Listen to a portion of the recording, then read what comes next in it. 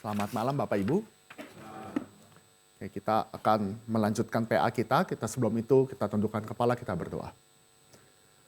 Bapa kami yang bertata dalam kerajaan surga, kiranya Tuhan memberkati kami, memimpin kami sehingga kami makin teguh bahwa Kristus, anak-Mu yang tunggal yang sudah datang, mati dan bangkit. Dan kiranya iman kami semakin kuat, karena di dalam Kristuslah kami boleh memberikan kesaksian dan mempertanggungjawabkan iman kami. Terima kasih ya Bapak, di dalam nama Tuhan Yesus kami berdoa. Amin. Kita akan sama-sama belajar pada pertemuan kedua itu bagaimana transformasi dari ketakutan menjadi keberanian. Kita akan belajar bagaimana Allah mengubah dari para murid yang kita tahu di dalam penyangkalan Yesus, mereka lari, mereka meninggalkan semuanya, tetapi pada saat kebangkitan Yesus, Yesus menampakkan diri kepada para murid. Mereka semua mengalami transformasi dari yang ketakutan menjadi suatu keberanian. Sebelum kita menjelaskan lebih dalam, saya harus mengulang beberapa hal. Pertama adalah berbicara tentang yang namanya kebangkitan. Mengapa kebangkitan itu menjadi yang penting? Mengapa kebangkitan Yesus Kristus itu menjadi hal yang penting? Bapak Ibu, kita membuka di dalam 1 Korintus pasal 15. Kita akan baca bergantian ayat 3 sampai kepada ayat ke-8. 1 Korintus pasal 15 ayat 3 sampai 8. Saya terlebih dahulu ayat 3, Bapak Ibu melanjutkan, kita bergantian sampai kepada ayat ke-8. Sebab yang sangat penting telah ku sampaikan kepadamu, yaitu apa yang telah ku terima sendiri, ialah bahwa Yesus telah mati karena dosa-dosa kita. Sesuai dengan kitab suci ayat keempat, Bapak Ibu.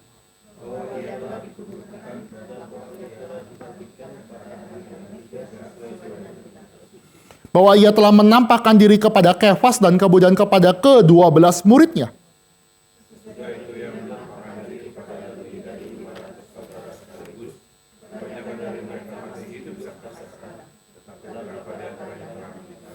Selanjutnya ia menampakkan diri kepada Yakobus, kemudian kepada semua rasul.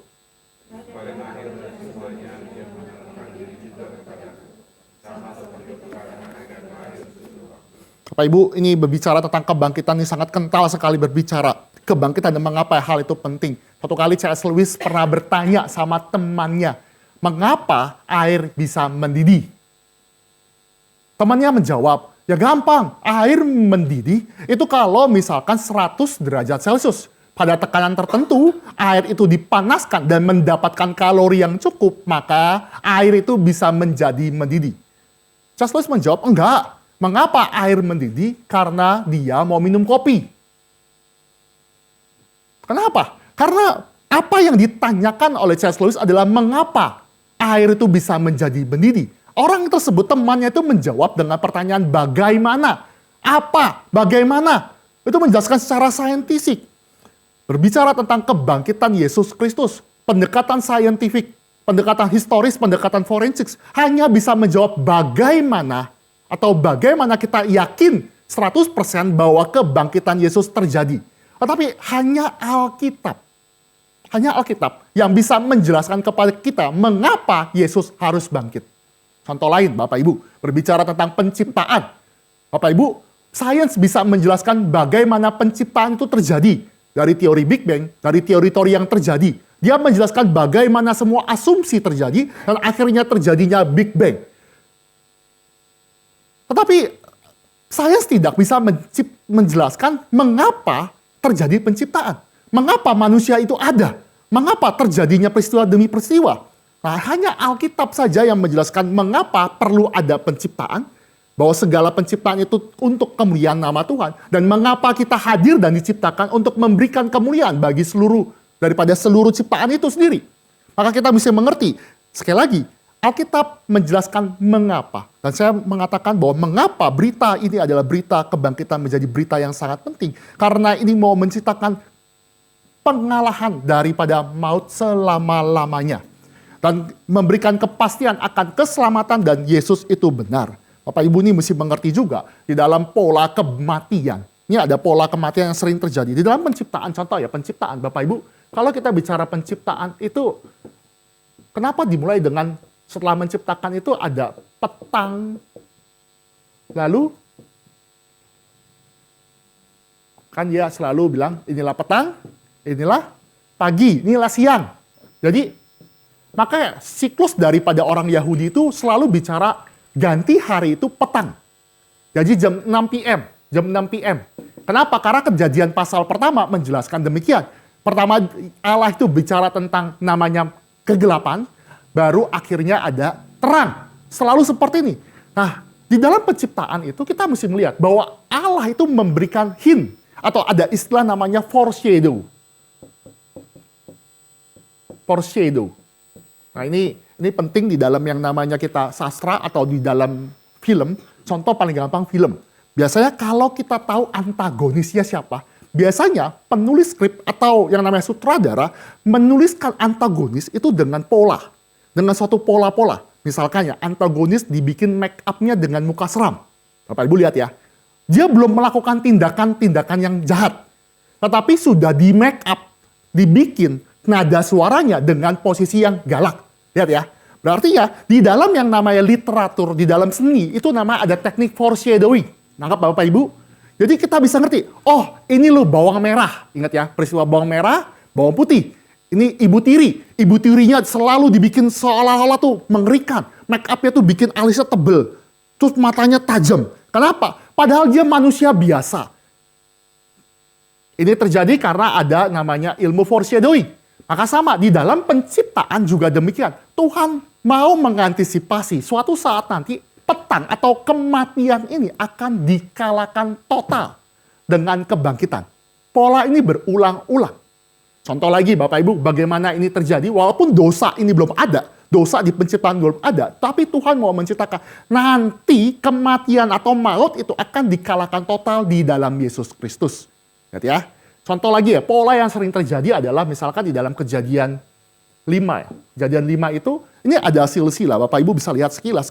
Secara sekilas saja, kita nggak perlu baca. Itu ada silsilah daripada keturunan orang percaya. Makanya kita tahu ada Kain dan Habel membunuh. Habel itu dibunuh oleh Kain, sehingga kita tahu kematian itu sungguh terjadi di dalam dunia. Lalu keturunan daripada Adam di pasal kelima itu dijelaskan dengan pola berulang-ulang. Bapak Ibu bisa lihat ya, ada pola. Adam berumur berapa, dia punya anak, anaknya lahir tahun berapa, lalu dia matinya kapan, begitu seterusnya mengalami kematian. Selalu seperti itu, polanya seperti itu. Adam, pola kematian. Jadi pola terjadi. Dan ternyata apa yang terjadi Bapak Ibu? Di tengah-tengah pola kematian ada yang beda. Semua mati. Di dalam Kejadian 5 ada satu yang tidak mengalami mati. Yaitu Henokh. Artinya apa? Bahwa Tuhan sedang menjelaskan suatu saat nanti pola yang ini, pola kematian kebangkitan akan dihancurkan total. Maka tema kebangkitan menjadi tema yang penting di dalam namanya Alkitab. Bahwa Kristus akan mengalahkan maut selama-lamanya. Mengapa itu penting juga? Artinya mau menceritakan bahwa kematian dan kebangkitan Yesus hanya terjadi satu kali, dan satu kali itu tuntas total. Total. Kenapa saya katakan demikian? Karena di zaman perjanjian lama ada orang yang mati dan dibangkitkan. Lihat ya. Elisa juga melakukan tindakan yang sama. Elia itu bangkitkan orang mati. Ada seorang perempuan punya anak, anaknya mati, dibangkitkan. Elisa lebih keren lagi. Ada yang buang mayat di kuburannya Elisa. Langsung orang itu bangkit. Keren ya. Tetapi itu mau menciptakan pola ini akan pola terjadi. Orang yang mati terus dibangkitkan baik di zaman Elia dan Elisa akan mati kembali. Dia cuma mendelay maut. Tetapi Yesus Kristus berbeda. Dia mati dan bangkit dan maut tidak lagi berkuasa selama-lamanya. Dan di dalam dia menjadi sulung dari antara kita semua. Maka semua di dalam Kristus akan mendapatkan kebangkitan yang sejati. Kebangkitan yang mengalahkan maut. Ini pola yang mesti kita pelajari dan itu mengapa hal itu penting dan kita pelajari. Tentunya iman kita bergantung dari kebangkitan. Tanpa kebangkitan sia-sia. Tanpa kebangkitan iman kita menjadi sia-sia. Lalu kita masuk, nih kita baru masuk ke dalam mengapa. Lalu kita masuk sekarang bagaimana kita membuktikan kebangkitan Yesus Kristus. Nih saya mengulang lagi 5 prinsip pendekatan forensik yang terjadi. Kenapa mesti pakai pendekatan forensik? Bapak Ibu, kebangkitan itu terjadi hanya 1 kali. Kita tidak bisa melakukan repetition. Beda dengan yang namanya kelahiran. Kelahiran kita bisa lakukan dengan yang namanya metode eksperimen atau metode yang ada di dalam laboratorium. Kenapa? Karena bisa melihat proses demi proses, ada repetition. Tetapi berbicara tentang kejadian yang hanya 1 kali, termasuk diantaranya kebangkitan, maka metode yang dipakai bukan eksperimen, tetapi metode forensik. Bapak Ibu, contoh ya, kalau ada tabrakan itu terjadi 1 kali, maka pendekatan dari polisi atau detektif itu adalah pendekatan forensik, bukan pendekatan bikin yang namanya tabrakan lagi. Enggak. Oke, kita coba ya. Pertama adalah semakin banyaknya sumber yang independen mendukung suatu klaim historis. Artinya semakin banyak sumber-sumber independen dan tidak saling berhubungan, itu semakin baik dan semakin berbobot. Yang lalu saya sudah bicarakan bahwa ada mobil biru. Tabrakan dengan mobil yang hitam. Gampang ya, ini spidol ada 2. Tabrakan. Maka supir yang nabrak, baik yang hitam maupun yang biru, ini adalah 2 saksi mata yang berbeda. Mereka akan memberikan kesaksian dan jelas kesaksian itu adalah kesaksian yang menjelaskan terjadinya kecelakaan. Lihat ya, kecelakaan terjadi. Tetapi kita belum bisa membuktikan mana benar, mana salah. Ngerti ya? Tetapi yang pasti kecelakaan terjadi. Lalu ada lagi, misalkan di tengah jalan itu setelah mereka sudah marah-marah, beres-beres, ternyata ada pejalan kaki atau misalnya ojek gitu, melihat ini ada bekas serakan, ada ban putus, ada ban gelinding. Artinya, orang yang melihat itu melihat kejadian ada tabrakan. Lihat ya, kejadian bekas terjadinya tabrakan. Ini adalah saksi independen. Lalu di tempat kejadian itu misalkan ada orang yang lagi nunggu dijemput atau ambil Grab gitu ya. Maka dia melihat kejadian itu adalah kejadian yang sah. Jadi ini kejadian yang benar-benar terjadi. Ada saksi mata, ada supir-supirnya, ada orang yang melihat kejadian. Semakin banyak secara independen, ini adalah kejadian yang benar-benar terjadi. Oke, ini yang pertama. Yang kedua adalah kesaksian dari musuh atau pihak netral, mengklaim daripada historis. Andai kata ya, ini kita bicara mana benar, mana salah. Andai kata teman yang ini nih ya, dia bawa mobil, ternyata temannya itu berkata, ketika ditanya Pak Polisi, kenapa nabrak, siapa yang salah, siapa yang menerobos lampu merah. Dia ini dipisahkan, dia nggak ngobrol-ngobrol. Biasanya kan interogasi kan harus dipisahkan ya. Ini di interview sendiri, ini di interview sendiri. Ketika temannya itu berkata, iya, saya lihat teman saya main handphone dan tidak aware, sehingga dia tidak melihat traffic light yang sudah berjadi merah dan terjadilah tabrakan. Maka pengakuan dari teman ini adalah pengakuan yang lebih berbobot. Oke ya. Jadi netral, walaupun temannya ini netral. Atau misalkan di sini di bus stop ini ada seseorang yang mengatakan, oh iya benar, dia ini oleng. Dia netral, dia nggak ada hubungan darah dengan supir ini. Maka orang ini adalah pengakuan yang sangat berbobot karena netral. Apalagi musuh. Oke. Karena contoh ya, di dalam fakta kebangkitan Yesus Kristus, memperkuat itu adalah fakta bahwa sogokan dari para imam supaya kepala-kepala prajurit itu tetap bungkam itu adalah fakta bahwa Yesus benar-benar bangkit. Oke, ketiga. Pengakuan yang memalukan justru memperkuat klaim historis. Ini penting, itu lalu saya sudah jelaskan kalau pengakuan yang sangat bagus, kita cenderung nggak percaya. Contoh ya, misalkan saya berkata saya ini orangnya jujur. Nah, Bapak Ibu langsung bilang, Pak Peter jujur dari mana? Atau mungkin ada yang percaya karena hamba Tuhan. Coba, misalkan Pak Peter itu orangnya ganteng, misalkan. Ganteng, nasi sedikit ya, ganteng. Bapak Ibu langsung bilang, biasanya pendeta report tuh nggak ganteng-ganteng. Itu jelek-jelek semua. Nanti ya, kalau Bapak Ibu ya melihat saya mengklaim sesuatu yang positif, kita cenderung curiga. Tapi beda, kalau saya klaim, saya ini sembrono, saya ini ceroboh, Bapak Ibu langsung bilang, apa buktinya? Kenapa Bapak bisa berpikir begitu? Kita cenderung percaya. Contoh lagi ya, minggu lalu saya kasih contoh, ini lagi drama-drama mencari asisten rumah tangga. Habis lebaran, balik-balik, gak balik. Hilang. Kita cari asisten rumah tangga. Biasanya kalau lagi interview, kita kan tanya, kamu bisa apa? bisa masak, bisa jaga anak, bisa apa lagi, bisa cuci, bisa semua. Kita curiga, kok terlalu banyak bisanya? Kita curiga ya. Tetapi kalau orang itu ngaku, kan misalnya ditanya di interview, ditanya orang tersebut, kenapa kamu keluar dari pekerjaan yang lama? Dia bilang, dia curhat, misalkan, ya karena anak saya lagi sakit, saya butuh uang, kita cenderung percaya. Ingat ya, pengakuan yang memalukan, yang melemahkan justru mengklaim historis. Contoh di dalam Alkitab ya, pengakuan dari Petrus yang menyangkali Yesus justru mengklaim ada peristiwa penyaliban dan kebangkitan. Petrus itu kepala gereja.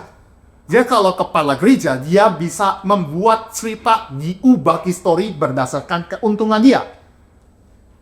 Contoh ya, tahun 98 itu kan kerusuhan. Ini yang megang sensitif juga ya. Tahun 98 kan terjadi yang namanya peristiwa 98 dan terjadi yang namanya pemerkosaan. Ada salah satu menteri mau mengubah historis. Tetapi berbicara tentang yang namanya Petrus itu kepala gereja. Kalau dia mau pengen melakukan suatu pembuatan penaburan fakta, dia bisa dengan mudah. Dia bisa suruh orang. Tetapi fakta bahwa 4 Injil menuliskan bahwa Petrus sangkal Yesus, berarti peristiwa Yesus disalibkan karena disangkal ya. Yesus bangkit adalah peristiwa yang benar-benar terjadi dan kesaksian Petrus itu adalah kesaksian berbobot. Mantap ya. Contoh lagi di dalam kesaksian Injil ya. Contoh. Bapak Ibu, di zaman itu kesaksian perempuan itu tidak dianggap. Karena pada zaman itu patriark. Maka kesaksian dari para perempuan itu diragukan. Perbandingan 1:2. Dan itu pun belum tentu dianggap. Fakta bahwa yang pertama kali melihat kebangkitan Yesus atau melihat pengatakan Yesus adalah para perempuan. Lihat ya, baik di dalam Injil Yohanes ataupun di dalam Injil Matius. Fakta dituliskan apa adanya, bahwa yang pertama kali melihat adalah perempuan. Kalau mau pengen cerita bahwa Yesus benar bangkit, harusnya dia pakai nama-nama yang kredibel. Nama-nama yang bagus, nama-nama yang hebat untuk mendukung fakta Yesus bangkit. Tetapi penulis daripada Perjanjian Baru menuliskan apa adanya. Karena memang kejadiannya Yesus memang bangkit. Ya, pengakuan yang memalukan justru memperkuat klaim historis. Keempat, kesaksian dari saksi mata mendukung klaim historis. Bapak Ibu, kesaksian saksi mata. Saksi mata itu adalah orang yang melihat langsung, yang menyentuh langsung, yang mungkin mencium, yang memeluk, pokoknya semua panca indera dipakai. Saksi mata lebih kredibel daripada orang yang dengar peristiwanya. Contoh Bapak Ibu, sekalian lalu saya bicara tentang peristiwa Kapin. Peristiwa Kapin itu benar terjadi karena ada hujan. Ada yang kehujanan, ada yang mengalami kebasahan, ada yang harus lari. Itu kan peristiwa yang besar, peristiwa yang terjadi di saat itu. Tetapi kalau ada orang yang misalnya mengklaim dia nggak datang acara itu, dia cuma dengar ada hujan. Kesaksian orang yang cuma dengar doang dengan saksi mata lebih berbobot saksi mata. Oke ya, di dalam hal ini. Yang kelima, lebih mudah. Kesaksian yang muncul sejak awal mendukung klaim historis. Bapak Ibu, misalkan kita bicara tentang Kapin lagi. Kalau Kapin ini ada di 2000 berapa? 2003 tahun lalu ya? Lupa saya. 2023, seingat saya 2023. Kalau misalkan di sejarah ada liputan, ada orang-orang meliput. Ini ada kesaksian misalkan di tahun 2040. Ini masih singkat, 7 tahun. Bahkan sampai 50 tahun itu masih singkat. Kalau misalkan ada kesaksian ini dari tahun 2100, dia menceritakan bahwa Kapin Cikarang itu nggak pernah terjadi. Seorang ahli yang mengerti forensik akan pilih dokumen yang tahun lebih dekat dibandingkan tahun yang jauh. Oke ya, Bapak Ibu ngerti ya? Dalam hal ini, 2040 dibandingkan 2023, ini 17 tahun. Maka secara kredibilitas, karena jarak dari peristiwa yang lebih dekat, maka dokumen yang dicatatkan di tahun 2040 adalah lebih kredibel dibandingkan ada yang 2100. Oke ya? Kalau makin panjang lagi, misalkan ini 2700, Bapak Ibu, secara sejarawan akan memilih yang ini. dibandingkan yang ini. Oke, itu dalam peristiwa. Kita lanjut. Ini 5 prinsip ini akan kita bahas di dalam pertemuan Grace minggu depan juga. Jadi harap ingat, ini bisa berlaku juga di dalam prinsip-prinsip kita mencari fakta. Lanjut ya, kita lihat. Nah ini yang kemarin ya, Gary Habermas dan Michael O'Connell melakukan suatu riset. Dan dia menemukan 5 fakta minimal. 5 fakta minimal yang diterima oleh orang ateis, orang liberal, orang konservatif, orang injili, orang reform. Semuanya menerima. Artinya semua golongan terwakilkan, baik yang melawan Yesus, baik yang tidak percaya, yang radikal, semuanya mengklaim 5 fakta ini. Bukti-buktinya cukup, datanya itu sangat cukup, dan tidak ada yang mereject. Minggu lalu kita sudah bahas bahwa Yesus benar-benar disalibkan. Yang kedua kita akan bahas bahwa perubahan transformasi. Bahwa Pak murid mengklaim atau percaya Yesus bangkit dan menampakkan diri kepada mereka. Oke, ini mereka klaim ya. Para murid klaim dan dia percaya. Nah, kita melakukan pendekatan 5 prinsip seperti itu. Nah, kita bisa lihat prinsip ini klaim kebangkitan Yesus itu terjadi dari yang pertama yaitu kesaksian Paulus mengenai penampakan Yesus yang bangkit. Kita sudah baca di dalam 1 Korintus pasal 15. 1 Korintus pasal 15 yang tadi kita sudah baca. Paulus tuh nantang bahwa peristiwa kematian dan kebangkitan Yesus itu tercatatkan dalam sejarah. Silakan tanya ke Kefas ke Petrus. Silakan tanya kepada 12 rasul. Silakan tanya kepada Yakobus. Bapak Ibu, Yakobus di sini bukanlah rasul. Yakobus yang dimaksudkan oleh 1 Korintus adalah saudara tirinya Yesus. Ini bukan rasul. Lalu juga penampakan Yesus juga terjadi di 500 orang. Dan sebagian di antaranya masih hidup. Artinya, klaim kesaksian Paulus itu adalah kesaksian yang silakan kamu buktikan, silakan kamu lihat bahwa saya benar-benar mengklaim dan banyak orang juga mengklaim kebangkitan Yesus Kristus itu. Para pendapat Paulus itu penting karena Paulus seorang penganiaya yang akhirnya bertobat juga diterima oleh 3 pemimpin gereja. Petrus, Yakobus, dan juga Yohanes. Jadi Paulus itu diakui. Bahkan ada sidang jemaat di pasal 15 di kisah para rasul. Mereka berkumpul bersama-sama. Jadi pengakuan dan tulisan-tulisan Paulus itu berbobot. Jadi lihat ya, ini kesaksian yang independen. Ingat ya, tadi kita bicara tentang semakin banyaknya multiple atau banyak data, itu semakin bagus. Ingat ya, ini fakta ya, semakin data dan independen. Maka data itu semakin bagus. Maka yang pertama tadi kita lihat, Paulus menjadi data pertama. Kesaksian Paulus, klaim bahwa Yesus bangkit dan Yesus menampakkan diri. Lalu apalagi klaim? Klaim yang kedua adalah berbicara tentang oral tradition, Bapak Ibu. Ini oral tradition dibagi 2. Oral tradition pertama itu berbicara tentang credo. Ini credo ya. Ini yang kedua, ini Paulus. Ya, oral tradition itu credo. Ini, Bapak Ibu, credo kita sebagai orang Kristen itu apa? Dan tahu? Bingung ya? Kita setiap minggu selalu ngomong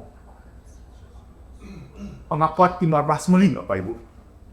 Credo kita. Jadi, kita mesti lihat oral tradition. Oral tradition itu diteruskan, dilanjutkan di generasi-generasi. Pada zaman kita, itu adalah pengakuan iman rasuni. Kita sudah membaca di dalam 1 Korintus 15, Paulus sudah bilang bahwa berita yang sangat penting aku sudah beritakan. Apa itu? Bahwa Yesus mati, dikuburkan, dan bangkit, dan menampakkan diri kepada banyak orang. Artinya apa? Paulus sudah bilang, kalau berita harus dipilih, maka yang paling penting dan sungguh-sungguh harus kuberitakan, dia cuma beritakan Yesus mati, dikubur, bangkit, menampakkan diri. Anggap maksud saya, kalau Bapak Ibu misalkan penginjilan, kereta sudah jalan ke Purwokerto, misalkan kereta sudah jalan dengan ketemu orang ini, dia beda. Lalu apa sih kesempatan pada barang Injil? Nah, Bapak Ibu akan menjelaskan dengan versi singkat, tapi intisari kekristenan tetap ada. Maka apa yang adalah suatu credo, ada suatu pengakuan. Kalau zaman sekarang adalah pengakuan imam rasuli. Tapi di zaman yang namanya Rasul Paulus itu adalah 1 Korintus pasal 15 ayat 3 sampai 5. Ini credo yang sering diulang-ulang. Pengabaran Injil, suatu pengakuan iman yang diulang-ulang bagi orang percaya pada zaman itu. Ini oral tradition. Ini Bapak Ibu bisa lihat ya di dalam hal ini. Lalu apalagi yang kita lihat ini adalah, selain daripada ini, Alkitab juga menjelaskan kepada kita, yaitu adanya transkrip khotbah, sermon. Ini kita lihat di dalam Kisah Para Rasul. Kisah Para Rasul ya, ekstra. Kisah Para Rasul itu ada banyak sermon-sermon. Contohnya Kisah Para Rasul 2, khotbahnya Petrus, ada khotbahnya lagi Petrus juga, banyak sekali ada pembelaan Stefanus. Ini adalah oral tradition. Ini semua oral tradition yang dituliskan. Lihat ya, ditranskripkan. Nah, buku dari pendeta Stephen Tong itu adalah transkrip dari khotbah. Ini adalah oral tradition yang diteruskan kepada orang-orang percaya, kepada orang pada zaman itu. Lihat ya, kita punya pengakuan. Semakin banyak data that independent, maka kesaksian itu menjadi kesaksian yang kredibel. Ada Paulus, ada pengakuan iman, ada juga sermon-sermon transkrip yang menjelaskan dengan jelas bahwa Yesus itu mati dan bangkit pada hari yang ketiga. Oke Bapak Ibu, tapi sebelum kita menjelaskan lebih panjang lagi, kita mesti melihat ada orang skeptis yang menjelaskan atau menanyakan, kan sumber semuanya ini dari Alkitab, betul ya? Ini kan dari Alkitab. Paulus juga 1 Korintus itu ada di dalam kesaksian Pak Paulus juga, terus juga ada karena Kisah Para Rasul, kan semuanya dari Alkitab. Nah, Bapak Ibu kita mesti ingat, Alkitab yang kita dapatkan sekarang adalah Alkitab yang sudah dikanonisasi, yang sudah jadi satu jilid. Arti ya, dulu Alkitab itu adalah kitab-kitab yang terpecah-pecah. Surat 1 Petrus itu terpisah, surat 2 Petrus itu terpisah, Injil Markus, Injil Matius itu terpisah-pisah. Dan zaman itu belum ada teknologi yang mengcompile. Belum ada tape recorder, belum ada archive untuk bisa seseorang itu punya semuanya. Butuh ratusan tahun, bahkan gereja itu butuh ratusan tahun untuk membuat kanonisasi Alkitab dengan utuh.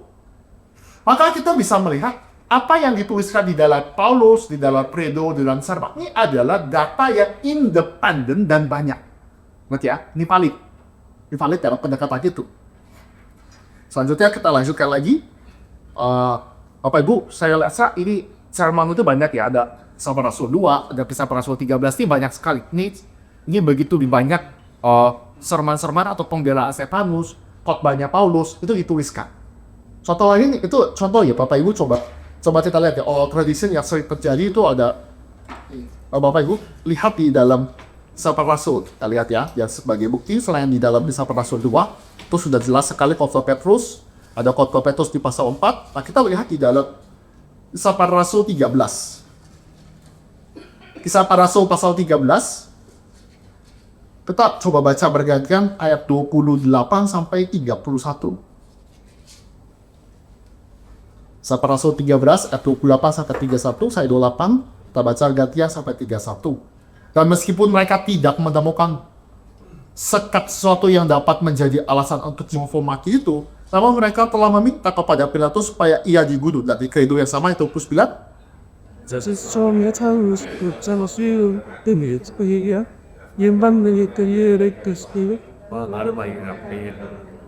tetapi Allah membangkitkan dia dari antara orang mati.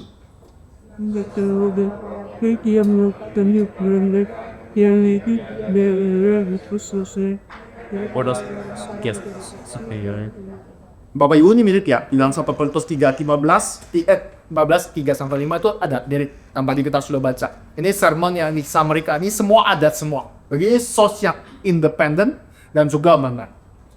Ini masuk ke oral tradition. Kita masuk ke bagian ketiga. Ini kategori ketiga adalah written tradition. Nah, kita next dulu. Nah, ini adalah tradisi tulisan yang juga ada setelah oral tradition. Jadi perkembangan oral tradition sudah ada. Karena takut oral tradition itu mulai dilupakan, maka para penulis Injil Paulus itu sengaja menuliskan supaya firman Tuhan ini terus dipelihara. Jadi masuk ke dalam oral written tradition. Nah, ini kita jelas sekali di dalam bagian ini kita punya yang namanya 4 Injil. 4 Injil itu adalah buku yang terpisah, yang belum dikompil. Maka kita punya Injil Matius, kita punya Markus, ini Yohanes. Lukas dulu ya. Lukas plus Kisah Para Rasul ya. Saya pakai bahasa Inggris. Ini siapa penulisnya? Tertuju adalah Yohanes ya. Ini dikenal dengan 3 ini. Dikenal dengan Injil Sinoptik. 3 ini, ya. 3 ini Injil Sinoptik. Sedangkan Yohanes ini adalah Injil yang bukan sinoptik, artinya ia sudah mengasumsikan para pembaca sudah baca Matius, Markus, Lukas, baru Yohanes menambahkan. Ada bedanya? Bedanya gini. Yohanes ini terlalu terus terang. Yohanes ini bahkan menuliskan siapa yang potong daun Teokakus Toya. Tatus yang potong.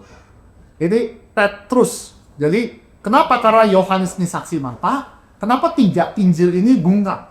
Karena Petrus itu masih hidup, kemungkinan besar. Kalau misalkan 3 orang ini pasti tahu, Petrus bisa ditangkap cepat. Maka di blur. Tapi teman sahabatnya kasih tahu yang benar. Memang kadang-kadang susah deh si Yohanes ini ya. Orang anak guru. Langsung dia cari pasal, dia kasih tahu Petrus pelakunya, korbannya adalah si Matius. Clear. Jadi 3 hubungan daripada 4 Injil di Yohanes tuh memberikan kesaksian yang menguatkan 3 Injil sebelumnya. Jadi dia peristiwa-peristiwa the last supper, mereka makan di ruang atas, mereka menjelaskan pengajaran, doa. Dan Yohanes juga memberikan kepada kita suatu hal fakta yang ini. Ya kan, Petrus itu sangkal Yesus 3 kali ya. Kenapa akhirnya Petrus yang gagal ini kok mesti dari kepala gereja? Perlu ada justifikasi, betul ya? Justifikasinya baru bisa ketemu di Injil Yohanes. Ya, Injil Yohanes ketika Yesus menampakkan diri kepada Petrus dan Petrus mingkem, dia diam aja sampai Yesus berkata, Simon, apakah kau mengasihi aku? 3 kali. Artinya para pembaca pada zaman ini setuju bahwa Petrus itu direstorasikan dan berhak menjadi kepala gereja. Oke? Karena Injil Yohanes. Kalau nggak aneh dong. Masa penyangkal 3 kali jadi kepala gereja? Apa maksud saya? Butuh aja justifikasi. Justifikasinya nanti di Yohanes 21. Oke? Justifikasinya. Jadi, ia adalah disub-disub yang independen. Semuanya adalah independen. Mereka menuliskannya. Mereka menuliskan apa adegan. Dan semua ini mengklaim Yesus mati, bangkit, dan menampakkan diri kepada banyak orang. Oke ya. Ini kita jelaskan dulu sedikit biologi. Rasul ini adalah rasulnya. Rasul ini berarti dia saksi mata. Lihat ya, saksi mata. Markus bukanlah saksi mata. Tetapi dia dapat kesaksian dari Petrus. Ini bukan rasul, tetapi dia dapat dari Petrus. Kalau Lukas dapat dari siapa, Bapak Ibu? Kesaksian dari Paulus. Paulus adalah saksi mata juga. Walaupun dia bukan murid Yesus langsung. Ini dari Paulus. Kalau Yohanes jelas sekali adalah rasul. Oke, Bapak Ibu, tangkap dalam hal ini. Maka tadi, prinsip yang tadi sudah saya katakan, saksi mata itu adalah saksi mata yang kredibel. Matius saksi mata, Yohanes saksi mata. Kenapa 2 ini masuk? Ternyata dia dapat source dari Petrus dan juga Paulus, sehingga dia kredibel. Kadang-kadang kan gitu kan ya. Kalau kita di gereja ya, di gereja, nanti kadang-kadang informasi kan banyak keputar. Kadang-kadang biar supaya gampang gitu ya, biar nggak ada perdebatannya, paling gampang itu kutip pertama. Kata pertama begini, masuk app of discussion. Kenapa? Karena menongkak. Itu juga terjadi di lingkungan GRI pusat. Kata Pak Tom begini. Jadi klaim dari kata Pak Tom, walaupun Pak Tom nggak pernah mengatakan, pokoknya kata Pak Tom. Jadi dia ambil kredibilitas. Nah, Markus dan Lukas itu ambil kredibilitas dari seorang saksi mata. Tentunya Markus dan Lukas ini tidak sedang membuat suatu karangan, enggak. Ini fakta benar-benar terjadi. Oke ya, dari sini. Nah, sekarang masuk lagi ke dalam yang namanya, ini 4 Injil. Nah, yang kedua ini adalah, saya sudah lihat ya, ini is early witness. Yang ke-8 itu adalah, itu bicara tentang apostolic father. Siapa? Itu, ini nama yang jalan, ini namanya Clement dari Roma, bishop dari Roma. 9 adalah Polycarpus. Nah, ini adalah apostolic father. Nah, kita mesti bagi apa sih artinya apostolik? Jadi apostolik itu adalah rasuli. Itu adalah gereja yang didirikan oleh para rasul. Oke. Jadi apostolic church itu adalah gereja yang didirikan oleh para rasul. Gereja Reform Injili adalah gereja apostolik. Loh, apa maksudnya? Nah, kita mesti mengerti. Gereja apostolik pada zaman sekarang bukan berarti zaman seperti zaman dulu yang didirikan oleh para rasul. Gereja apostolik di dalam versi zaman modern adalah gereja yang meneruskan ajaran para rasul. Oke? Jadi gereja misalnya gereja ini dari perjanjian lama itu Smyrna, 7 gereja-gereja itu kan didirikan oleh para rasul. Nah, mereka ada suksesor dari ini Petrus mengorden si Clement jadi bishop di Roma, gereja Roma. Oke. Polycarpus itu dari Petrus, dari siapa? Yohanes, Rasul Yohanes. Dia mengorden, jadi dia menghabiskan suksesornya kepada 2 orang ini, Clement, Petrus itu ke Clement, Rasul Yohanes kepada Polycarpus. Nah, ini adalah apostolic father yang meneruskan ajaran dari para rasul. Ya. Nah, begitu pun juga selanjutnya nanti dari Clement akan diteruskan ke siapa. Nanti Clement itu juga meneruskan kepada selanjutnya itu adalah si Origen. Jadi dia teruskan kepada Origen, dan ini lagi ke Tertullian. Ini saya mundur ya. Jadi, lihat ya. Ini adalah bapak gereja. Ini apostolik, ini bapak-bapak gereja. Masuk sini bapak-bapak gereja. Dia nggak pernah hidup sejaman dengan para rasul. Ini apostolik church ya. Mereka hidup di sejaman dengan para rasul. Tapi lihat ya, gereja apostolik pada zaman sekarang bukan berarti kita punya office rasul. Misalkan, mari yang berkhotbah di Rasul Peter, karena nama saya mirip Petrus kan, sama. Itu enggak, kita office itu sudah nggak ada. Office rasul itu sudah stop di zaman perjanjian baru di abad pertama. Kenapa kita tetap disebut gereja rasuli? Karena kita melanjutkan tradisi yang ada di dalam para rasul. Ini sama ya, ini Origen, Tertullian, nanti ada lagi, saya lupa namanya, sampai ke abad 21 sekarang. Diteruskan. Kenapa saya menuliskan baru 2 nama ini? Karena nanti setelah zaman ini, kanonisasi terjadi. Nah, ini kan tuduhan dari agama seberang ya. Tuduhan dari agama seberang mengatakan bahwa proses transisi dari Petrus sampai ke sini sampai jadi Alkitab itu ada yang mengaburkan fakta. Atau dikatakan ada orang yang menyelipkan fakta-fakta yang palsu. Dikaburkan atau diubahkan. Seringkali ya ada yang dengar gitu ya, diubahkan. Yesus sebenarnya nggak mati, tapi ada orang ini di zaman ini yang mengubahkan. Nah, kita mesti bisa menjawab. Menjawabnya gimana? Berdasarkan tradisi tulisan, written tradition. Para rasul itu menuliskan ajarannya kepada Clement menuliskan kepada Origen menuliskan kepada Tertullian. Ini juga Origen, kenal juga dengan Origen. Di sini juga ada banyak sekali orang-orang yang tuliskan. Nah, semuanya ini menuliskan satu fakta yang sama bahwa Yesus ini mati dan bangkit. Ajarannya ketat. Artinya selama transisi berabad-abad sampai akhir kanonisasi gereja, credo atau fakta bahwa Yesus mati dan bangkit banyak yang melihat itu terjaga.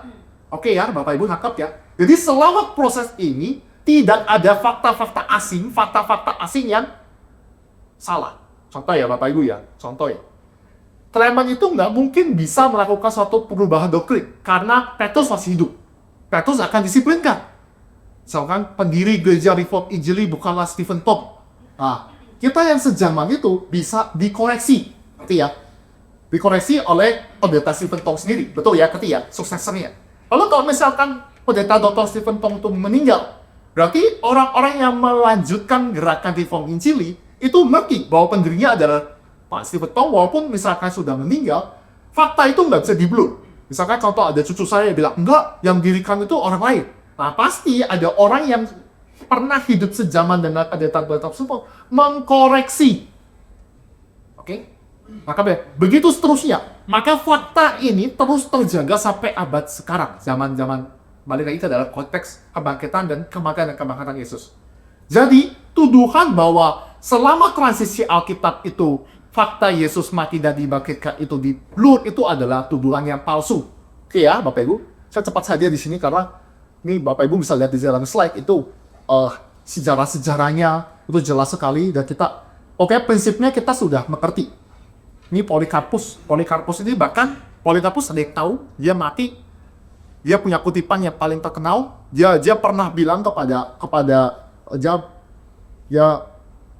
dia bilang bahwa Polikarpus itu nggak mungkin menyangkal Yesus Kristus. Selama 63 tahun, Tuhan itu, Yesus itu nggak pernah mengecewakan dia. Maka nggak mungkin saya menyangkal dia satu kali itu. Maka dia mati. Ya, Polikarpus ini turunan suksesor dari siapa tuh? Dari Rasul Yohanes.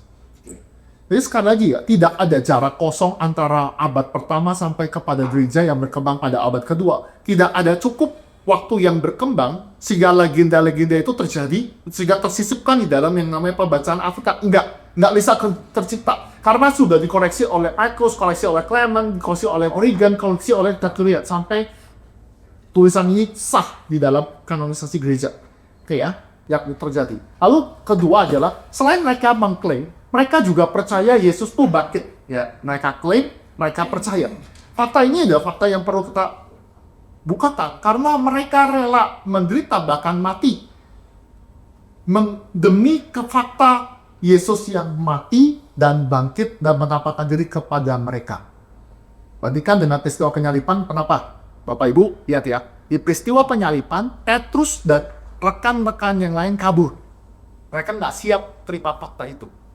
Mereka nggak kuat. Tetapi setelah Yesus bangkit dan menampakkan diri kepada para murid itu menjadi perubahan.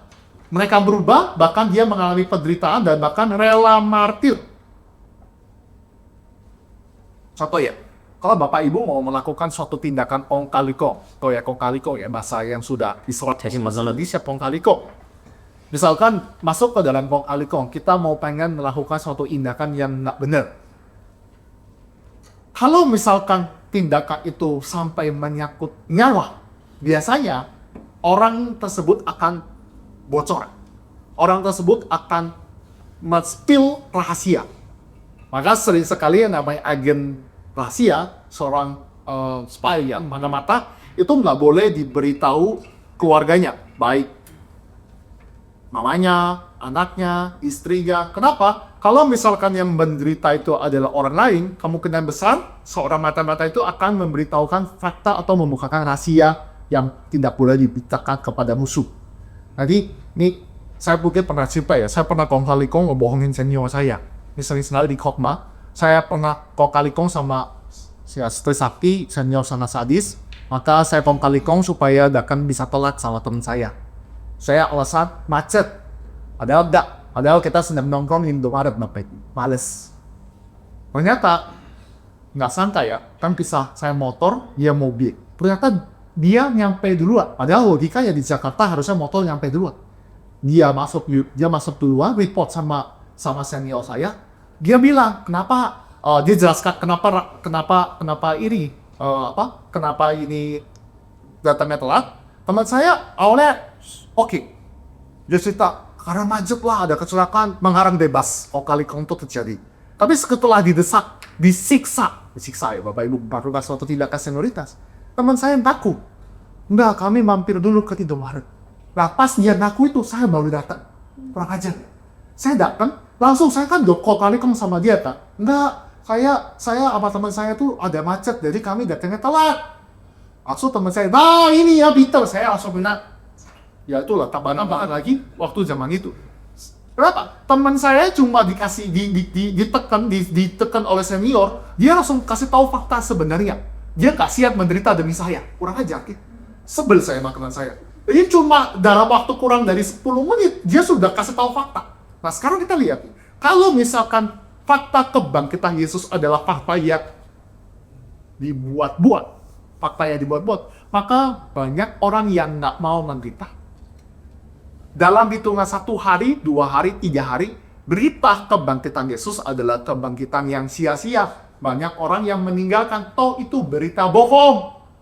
Tetapi karena banyak yang menderita dan Alkitab mencatatkan banyak yang mati-mati, maka sungguhlah peristiwa ini adalah peristiwa yang benar-benar terjadi dan mereka percaya Yesus mati dan bangkit dan menampakkan diri kepada setiap orang. Ini contoh-contoh ya, ini Bapak Ibu. Mereka juga tidak dapat benefit dari kebangkitan Yesus. Lihat ya. Nanti kalau saya bilang kong kali kong, kan kong kali kong itu terjadi supaya dapat benefit. Ternyata para murid kok tidak melakukan kong kali kong untuk mendapatkan benefit. Dia malah makin menderita, mendapatkan posisi di masyarakat semakin hancur. Maka fakta kebangkitan Yesus adalah fakta yang benar-benar terjadi, Bapak Ibu. Jadi ini contoh-contohnya ini harus saya set. Contoh-contohnya itu kita bisa lihat ya. Contoh-contohnya ini ada tulisan di dalam Kisah Para Rasul. Ini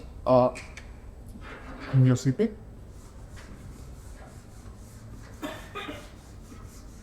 Contoh ya. Percaya Yesus bangkit. Bukti-buktinya adalah mereka mati dan menderita ya. Menderita, mati, mereka takdir. Itu semua ada di dalam Kisah Para Rasul. Bapak Ibu bisa lihat kan, paket pertama jelas Stefanus, mereka rela mati. Nggak mungkin ada orang mati demi kebohongan. Itu impossible. Sekali lagi ya, nggak mungkin ada orang yang mati demi kebohongan. Mereka berani menderita bahkan mati demi kebenaran yang dia percaya. Itu fakta. Apa yang dia percaya? Bahwa Yesus bangkit dan menampakkan diri. Oleh sebab itu mereka yakin 100% dan mereka berani untuk menglanjutkan Injil, bahkan berani martir. Ini contoh lagi. Terus contohnya lagi juga tulisan-tulisan daripada orang-orang. Ini Kisah Para Rasul di set cepat saja. Ini ada Clement Nanhi, ada Clement, ada si Polikarpus. Ini menuliskan begitu banyak penderitaan yang terjadi bagi orang-orang Kristen. Bahkan si Clement ini lucu. Clement itu ketika saya belajar ya, dia pernah tuliskan suatu iri hati yang nggak benar. Jadi Petrus sama Paulus masih hidup. Clement menuliskan di dalam tulisan dia, ternyata Petrus sama Paulus tuh saling iri-irian. Mana paling banyak penderita? Kan sebel kan? Paulus memang lebih banyak penderita dibanding Petrus. Origen, ini adalah Origen itu di sini juga ada. Ini banyak ya Bapak Ibu, banyak sekali ini Origen. Origen ini menciptakan bagaimana kematian daripada si Paulus dan juga Petrus. Clement juga menuliskan, Origen itu menuliskan bahwa Petrus itu mati bagaimana, Paulus itu mati bagaimana. Ada yang tahu Paulus mati ngantuk mana? Paulus itu keluarga negara dari Romawi. Itu kelas 1. Maka Paulus tidak boleh dihukum pengharipan. Maka apa yang dilakukan adalah mereka membuat Paulus di penjara, lalu dieksekusi dengan cara dipenggal. Itu tercatatkan oleh orang-orang ini yang suksesor. Lalu gimana dengan Petrus? Petrus bukan keluarga negara Romawi. Dia dihukum. Dihukumnya secara tradisi, berdasarkan urusan Origen, dia mati bagaimana Bapak Ibu? Dia mati disalibkan, tetapi disalibkan terbalik karena dia merasa dia tidak mau sama dengan tuannya, Tuhan Yesus Kristus. Dia mati terbalik. Ya, semuanya ini banyak lagi semua ada catatan sejarah. Semuanya menuliskan bahwa mereka itu para rasul, para murid, terus juga orang-orang Kristen itu semuanya dianiaya dan mereka tidak pernah mengingkari Yesus yang mati dan bangkit itu. Oke ya, jadi begitu banyak. Makanya ada keduhan juga di dalam orang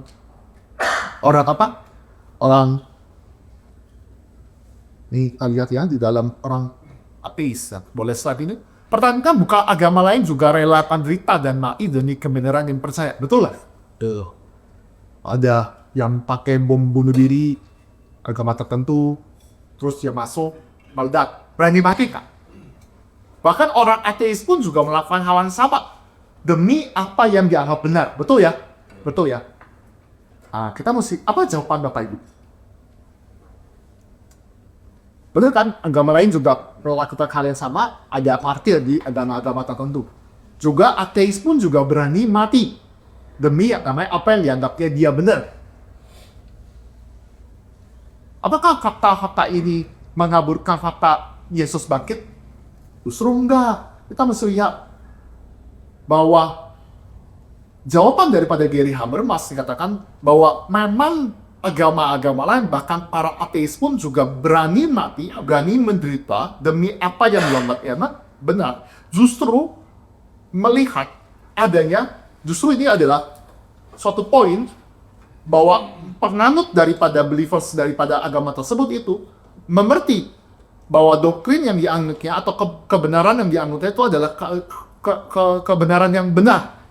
Nah, ini saya bacakan aja, karena kerelaan para murid untuk menderita dan mati demi apa yang dipercaya, membuktikan kepercayaan mereka benar. Tidak ada yang mau mati demi kebohongan. Lies makes all martyr.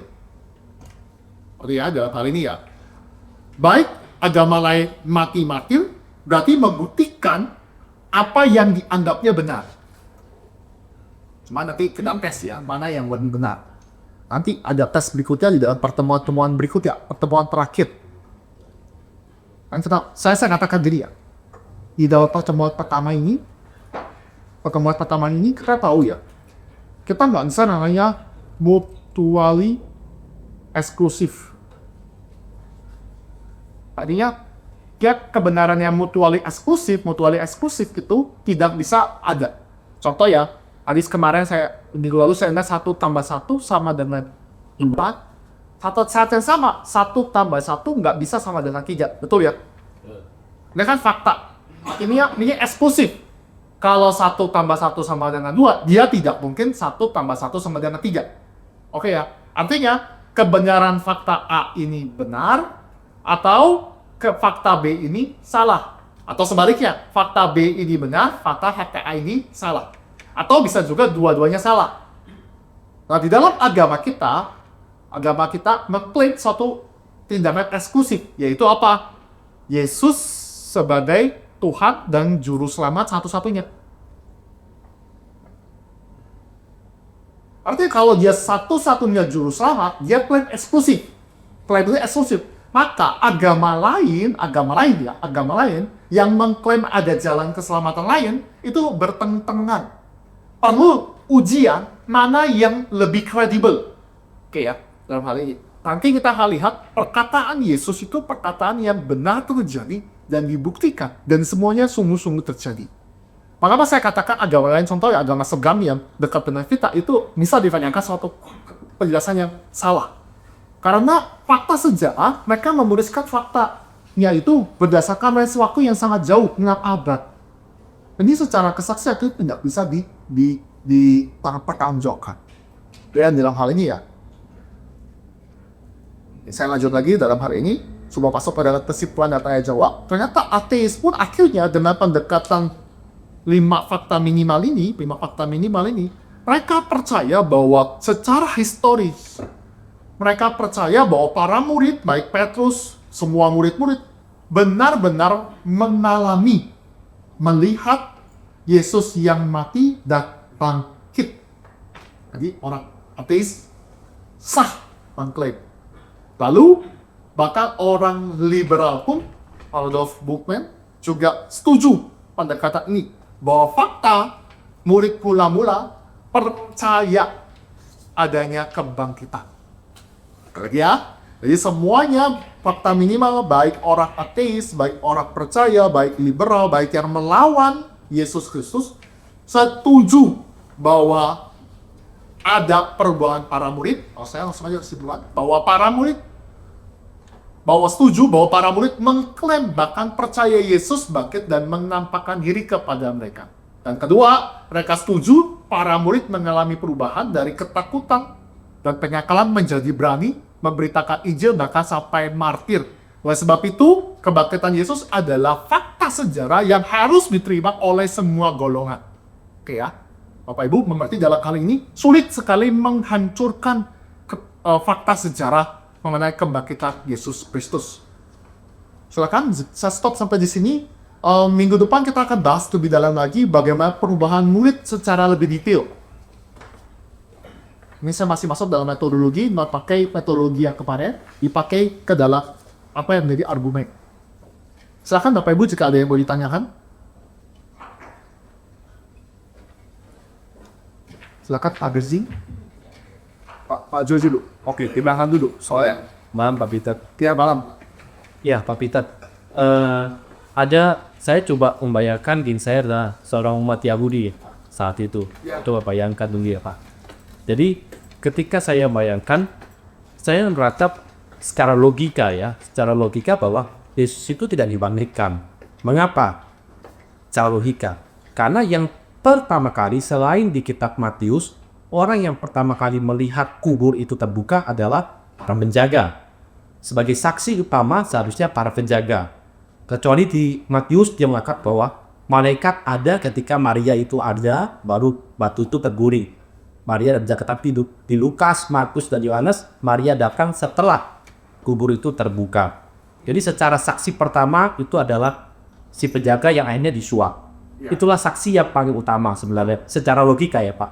Terus yang kedua, ketika saya mengatakan bahwa saya umat Yahudi, saya itu Petrus. Petrus itu menyangkal sampai 3 kali dan bersumpah bahwa dia tidak kenal Yesus. Bahkan dia mengupat dan bersumpah dia tak kenal Yesus. Dan orang yang begitu mendengar, tiba-tiba dia menjadi seorang saksi Kristus.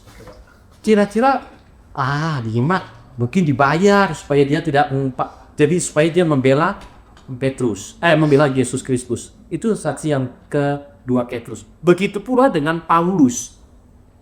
Paulus juga seorang yang menentang Yesus pada awalnya. Dan dia akhirnya berubah menjadi pengikut Kristus.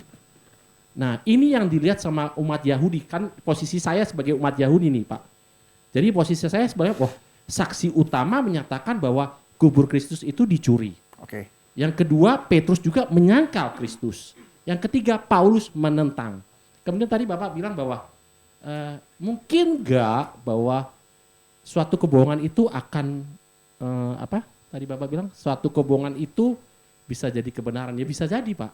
Karena banyak kasus seperti itu bahwa orang itu rela mati demi kebohongan. Di sini saya baca di Google bahwa ada dari fanatisme politik, dari kebohongan white liar, atau keyakinan yang salah, atau juga bagi kepentingan kelompok atau negara. Oke. Orang itu rela mati demi kebohongan. Oke. Nih, jadi saya jawab dulu yang pertama ya. Iya. Penjaga itu menjadi saksi mata.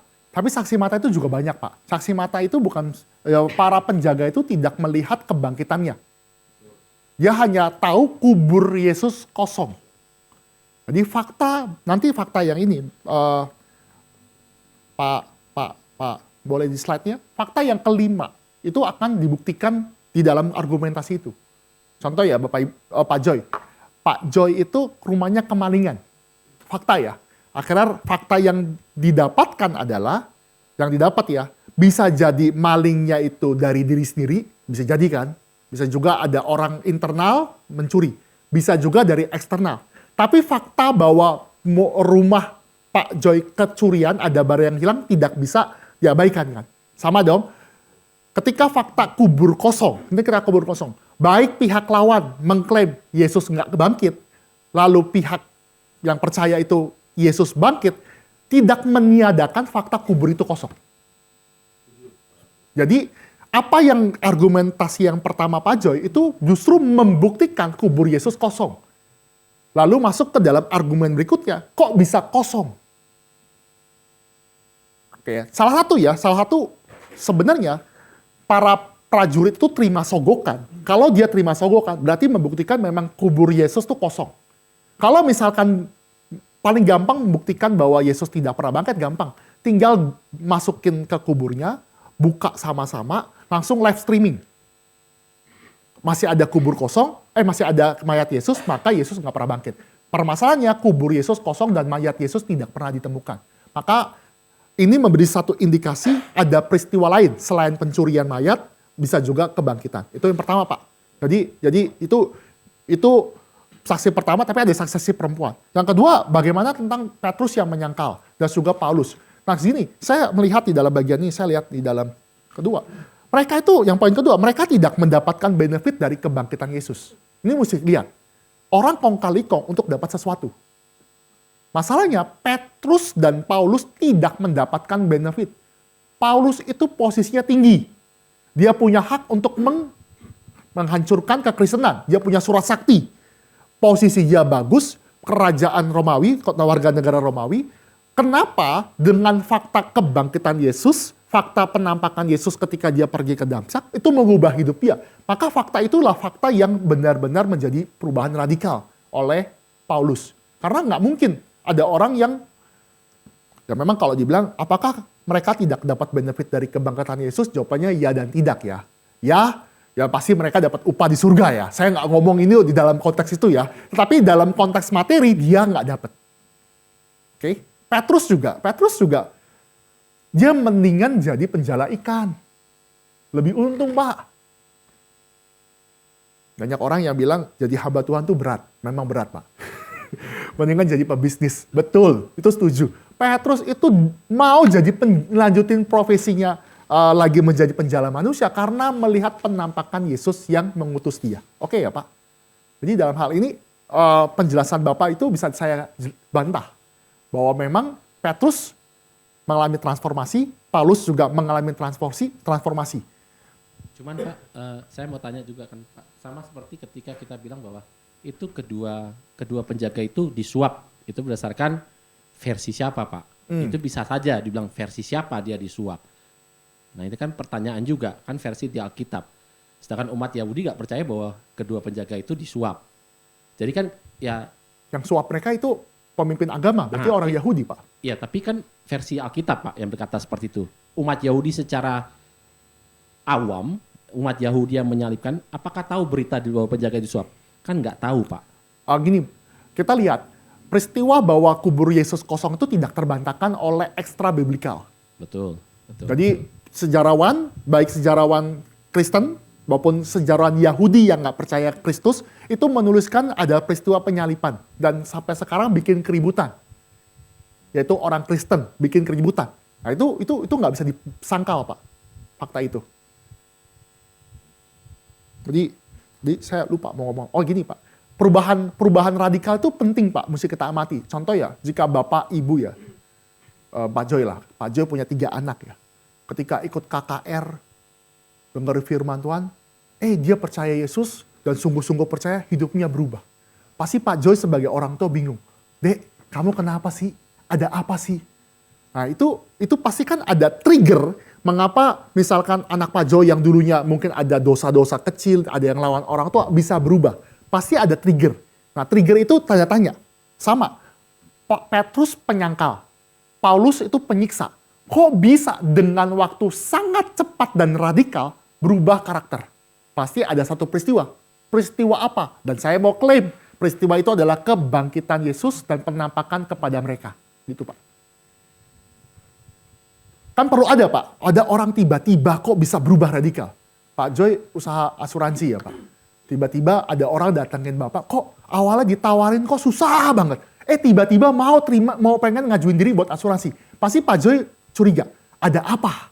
Kok yang dulunya saya telepon, saya ajakin ikut asuransi setengah mati, kok sekarang dengan mudahnya dia menawarkan diri. Bisa jadi ada peristiwa dia pernah sakit, masuk rumah sakit, stres. Itu kan ada peristiwa. Nah, Pak Joy mesti menganalisa peristiwa apa. Sama, saya ngajak Bapak Ibu Saudara sekalian melihat apa sih perubahan dari Petrus, Paulus, bahkan nantinya pertemuan minggu berikutnya itu saudara tiri Yesus yaitu Yakobus, itu yang dulunya lawan, sekarang jadi pemimpin gereja. Itu pasti ada satu peristiwa yang harus kita cari tahu, yaitu peristiwa yang kita klaim adalah kebangkitan Yesus. Oke ya Pak Joy? Again kalau misalnya bicara tentang orang mau pengen curi kubur Yesus ya, mayat Yesus ya, itu kain kafannya tuh tutup rapat Pak. Pencuri itu nggak mungkin pas lagi curi mayat Yesus ya, dia lepasin kain itunya dengan baik terus telipet, keburu ketangkep. Biasanya kalau pencuri langsung ambil semua. Dan kalau benar dia mau mencuri, yang dicuri itu kainnya Pak, bukan mayatnya. Mayat nggak ada gunanya. Maka kesimpulannya mereka mengindikasikan atau Petrus pun bingung. Ini apa yang terjadi? Kubur ini kosong, nggak ada mayat, tapi kainnya itu yang berharga masih ada. Petrus pun bingung. Sampai akhirnya ada penampakan Yesus, akhirnya dia mengalami perubahan. Sekali lagi ya, waktu minggu lalu saya sudah bilang kubur kosong tidak membuktikan Yesus bangkit. Sekali lagi ya, kubur kosong tidak membuktikan Yesus bangkit. Tetapi kubur kosong harus ada sebagai syarat kebangkitan Yesus. Oke, silakan ada tadi yang mau tanya lagi, Pak Ginting.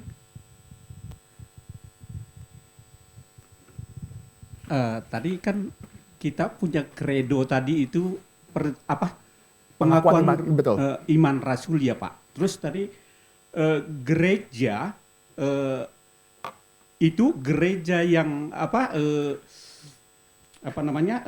Apostolik. apostolik ya, itu yang didirikan oleh para rasul. Itu pada abad yang pertama. Abad kedua ya ini yang didirikan rasul-rasul pun sudah sebagian besar sudah balik ya. Ya, sudah meninggal. Sudah Pasti meninggal. Bersama Bapa di surga, bersama Yesus ya. Dari abad kedua sampai saat ini adalah yang tadi kredonya itu pengakuan iman rasuli. Sekarang kan kita melihat gereja-gereja itu banyak yang tidak menjalankan pengakuan iman rasuli di dalam ibadah mereka. Terus manakah gereja-gereja ini? Kita kan melihat teologi liberal umpamanya. Dia sudah nyeleweng ya. Mengenai kristologi.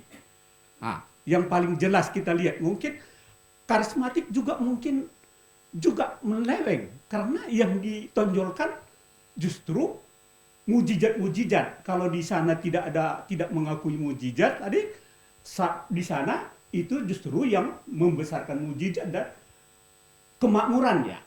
Itulah yang menjadi ini mereka, berita mereka di atas mimbar. Sedangkan kita kan berdiri dibikin patung ya, yaitu berdiri untuk ada di tengah-tengah dua ini ya Pak ya. Sekarang gereja-gereja itu kita lihat ya, ada saya beberapa gereja saya lihat kok nggak ada pengakuan rasuli gitu kan. Sedangkan itulah kredo kita sebenarnya. Sekarang gereja-gereja sekarang ini gereja yang mana itu Pak? Yang yang bukan apostolik. Ya, terima kasih Pak. Terima kasih Pak Ginting. Nah, kita bicara, saya memberikan definisi gereja apostolik yang pada abad pertama adalah gereja yang didirikan oleh para rasul dan diteruskan oleh suksesornya. Nah, sekarang gereja itu secara fisik sudah tidak ada. Karena Wahyu kan dijelaskan 7 gereja. 7 gereja mula-mula itu sudah dimusnahkan. Smyrna, Efesus, Philadelphia, itu gereja yang didirikan para rasul. Sudah nggak ada. Jadi secara bangunan fisik sudah tidak ada gereja apostolik. Tetapi secara sifat gereja kita adalah gereja apostolik. Artinya meneruskan kredo-kredo, meneruskan ajaran dari para rasul, suksesornya terus sampai abad sekarang. Itu penjelasan apostolik pada zaman sekarang. Jadi nggak bisa sembarangan ada orang yang klaim gereja apostolik itu berarti punya office yaitu jabatan yaitu rasul. Office namanya nabi. Nggak, itu sudah stop. Lalu pertanyaan Pak Ginting berbicara tentang yang namanya, gimana kalau gereja yang tidak melakukan pengakuan iman rasuli? Nih, pengakuan iman rasuli memang baik. Tetapi tidak semua gereja yang berbicara di mimbar pengakuan iman rasuli benar-benar gereja apostolik. Ada gereja juga yang setiap hari rutin di dalam ibadahnya pengakuan iman rasuli, tetapi ajarannya sudah menyeleweng. Dan sebenarnya mau fakta lebih lanjut lagi Pak, liberal banyak lahir dari gereja reform. Jadi jangan bilang gereja karismatik, gereja liberal, justru banyak juga lahir dari gereja reform. Gereja reform dulunya mungkin ya beberapa gereja reform itu punya kredo, diulang-ulang secara liturgi, pengakuan Imam Westminster. juga dipakai. Tetapi permasalahannya ketika dia berkhotbah, ketika dia melakukan kesaksian, dia sudah tidak lagi berdasarkan doktrin-doktrin dasar atau pengakuan-pengakuan ekumenikal. Seperti contohnya, Yesus sudah tidak lagi dwinatur. Yesus bukan lagi yang namanya Allah, tapi Allah yang dicipta. Allah Tritunggal sudah dirusak. Nah itu yang kita bisa lihat gereja-gereja yang sudah tidak apostolik. Sekali lagi Pak, pengakuan belum tentu pasti apostolik. Tapi alangkah baiknya gereja yang apostolik ingat kredonya itu dipakai. Begitu Pak Ginting. Jadi hati-hati dengan label. Hati-hati dengan gereja yang mari kita bangkit berdiri, kita bersama sengkerajaman. Tapi ajaran firman Tuhannya malah nggak nyambung dengan pengakuan Imam Rasuli. Harusnya, biasanya di gereja tertentu ya, maaf gereja GKI ya, karena saya lah besar di GKI, penatua awam berhak menurunkan pengkhotbah kalau tidak sesuai dengan kredo. Tapi sekarang sudah nggak jadi, nggak berani, sungkan. Dulu di zaman papa saya ada terjadi. Pembicara datang tidak menjelaskan sesuai dengan kredo, bahkan tidak mengakui historical Adam. Langsung diturunkan. Kenapa? Di dalam liturgi gereja mainstream saya cuma tahu di GKI ya, itu kan setiap kali pembicara tamu itu dikasih Alkitab. Tahu ya? Jadi ada prosesi jalan, terus paling depan pasti majelis yang bertugas. Papa saya sering majelis bertugas. Capek terus bawa Alkitab. Memang capek, Pak. Capek dia bawa ke depan. Habis itu Alkitab itu dikasih ke pengkhotbah. Baik pengkhotbah internal atau pengkhotbah eksternal. Artinya apa? Itu secara simbolis. Kamu harus berfirman sesuai dengan Alkitab. Ini aku berikan mandat dari gereja lokal, berarti leader, berarti penatua, memberikan mandat berkhotbah sesuai dengan Alkitab. Seperti itu. Maka pengkhotbahnya itu yang berkhotbah terima. Dia berkhotbah, setelah selesai ada prosesi keluar. Bapak Ibu ingat gak? Biasanya kalau anak muda tuh langsung kabur. Padahal prosesi keluar itu prosesi yang benar. Semua tetap berdiri, kan biasanya haleluya 5 kali, 3 kali amin ya. Haleluya, haleluya, haleluya. Nah itu hamba Tuhan yang turun, itu balikin Alkitab ke penatua. Itu bukan cuma balikin Alkitab. Itu mau ceritakan, saya sudah berkhotbah benar sesuai Alkitab. Sekarang teruskan ajaran ini ke penatua yang ada di sini. Ajarkan mereka, didikkan, memuridkan. Sesuai dengan firman Tuhan. Itu simbolik. Keluar, baru semua jemaat turun. Duduk. Jadi mereka saat teduhnya tuh setelah Alkitabnya udah pergi lewat. Oke, itu simbolik. Nah, kita nggak ada tradisi seperti itu, bukan berarti kita nggak apostolik, Pak. Sekali lagi, kalau main tradisi-tradisi, mereka lebih bagus daripada kita. Kalau ngomong jujur ya, gereja-gereja. Mungkin gereja suku tuh bagus dalam hal ini. Oke ya? Oke Pak. HKBP tahu saya juga begitu ya Pak. Saya kurang tahu. Oke. Pak Yuda, boleh mau nanya? Kalau misalnya silakan pakai mic. Sejarah kematian itu kan banyak sejarawan Romawi yang mencatat itu. Nah, apakah ada dokumen selain dari Alkitab yang menjelaskan bahwa kebangkitan itu ada, Pak? Untuk menjawab misalnya orang yang bertanya tentang arah ke sana gitu yang bukan dari kalangan Kristen. Nah, ini Pak Yuda kita mesti lihat. Dokumen itu ada, yaitu ini. Kita harus lihat Alkitab ini juga sebagai dokumen sejarah. Kalau di luar misalnya kita menjawab, ada yang bertanya, apakah ada dokumen yang mendukung bahwa kebangkitan itu ada? Karena kalau kebangkitan itu kan banyak dokumen yang mendukung di luar Alkitab. Kalau itu saya sih belum menemukan ya. Saya mesti cari lagi literatur. Cuma versi-versi yang daripada seperti Josephus itu dia nggak percaya kebangkitan, maka dia nggak akan tulis. Kalau dia tulis berarti dia bunuh diri. Jadi dia nggak akan tulis. Tapi dia tuliskan fenomena akibat kebangkitan. Yaitu banyak yang mengaku sebagai Kristen dan Kristen itu buat onar di Romawi. Jadi dia mengklaim ini nih gara-gara si Yesus nih yang merasa diri pernah disalibkan, ini bikin sekte baru, sekte ini sesat, bikin onar di Romawi. Dia nggak pernah ngeklaim, dia nggak pernah menjelaskan bahwa Yesus ini bangkit. Nggak, rugi, bunuh diri. Buat apa? Tetapi efek yang kita lihat yang pertemuan kedua ini, efek dari perubahan ini. Cuma yang perubahan radikal tuh sangat cepat. kurang dari 1 abad, 30 sampai 50 tahun itu kekristenan maju sangat besar, bahkan Kaisar Nero yang jadi kaisar itu melakukan suatu tindakan persekusi, bahkan matiin mereka semua. Ini sangat cepat dan sangat radikal. Sejarah mengatakan untuk bisa bikin suatu perubahan dari orang Yahudi radikal, ini orang Yahudi radikal ya, Yahudi radikal, pindah jadi Kristen radikal, pasti perlu satu peristiwa yang radikal juga, yaitu kebangkitan Yesus. Oke? Seperti itulah. Karena sulit sekali, kalau perubahannya pelan-pelan sih nggak apa-apa, tapi kalau perubahannya itu radikal dan banyak orang percaya, itu berarti fenomena yang benar-benar harus dipertimbangkan. Oke? Masalah Josephus tuh nggak mau klaim kebangkitan Yesus. Dia cuma tulis orang-orang ini mengakui bahwa Yesus itu muncul lagi. Jadi dia nggak tulis kebangkitan. Mereka bilang bahwa Yesus yang membuat onar ini muncul lagi. Penampakan Yesus. Fakta bahwa para murid itu percaya dan mengklaim Yesus bangkit itu tidak terelakkan di dalam dokumen sejarah. Oke. Ada pertanyaan lagi? Satu kali lagi kita sebelum tutup.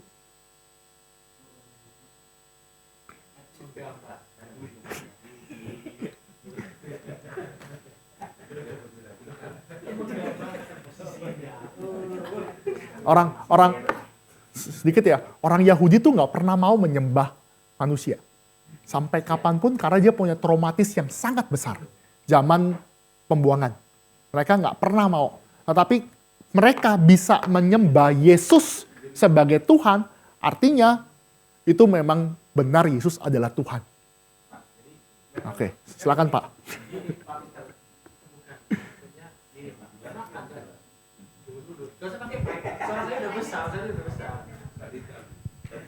Jadi kan mungkin sampai sekarang mungkin kita bisa lihat bagaimana umat Yahudi pun sekitar 80% pun masih beragama Yahudi, Pak. Dan mereka tidak percaya dengan Yesus Kristus sebagai Tuhan dan Juru Selamat. Karena memang kalau dilihat dari logika apa yang disampaikan itu misalnya perubahan radikal. Banyak juga terjadi di umat Muslim. Sangat cepat sekali penyebarannya dan pengikutnya juga sangat banyak, Pak. Perubahan radikal pun ada gitu loh, Pak. Jadi memang agak susah, sama seperti ya kayak di dunia sekarang kita lihat ijazah Jokowi. Kan kita lihat, Pak, dari sesuatu apa yang diharapkan sama misalnya nih, seorang buku yang diciptakan oleh Richmond, tiba-tiba Richmondnya sendiri berpindah. Pasti banyak orang yang nggak percaya sama Richmond. Ada yang bilang ada tekanan lah, ada yang dibilang bahwa itu udah, wah dia karena punya kasus lah sebelumnya.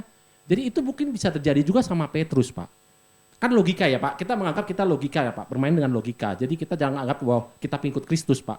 Anggaplah kita ini memang umat Yahudi yang dihadapkan dengan seseorang yang tidak mengakui Yesus, bersumpah tidak mengakui Yesus, tiba-tiba dia jadi pemimpin gereja. Tiba-tiba dia menjadi pengikut Kristen yang setia. Gue pasti nggak percaya. Orang dia bersumpah kok dia nggak percaya sama Kristus. Tiba-tiba logika ya, Pak. Berlogika. Tapi sulit, Pak. Kalau misalkan Petrus itu dapat sogokan, dapat ini, orang yang disogok tuh nggak mungkin berani mati buat sesuatunya. Misalkan contoh ya, Pak Joy, saya kasih Bapak Joy 1 miliar. Oke, seneng kan? Tapi Pak Joy harus mati, mau nggak? Di zaman pemerintahan Cina, Raja Cina banyak yang kayak gitu, Pak. Mati dia, keluarganya tapi selamat semua, Pak. Banyak. Dipelihara kan, banyak, Pak. Logika loh. Hah? 7 bidadari.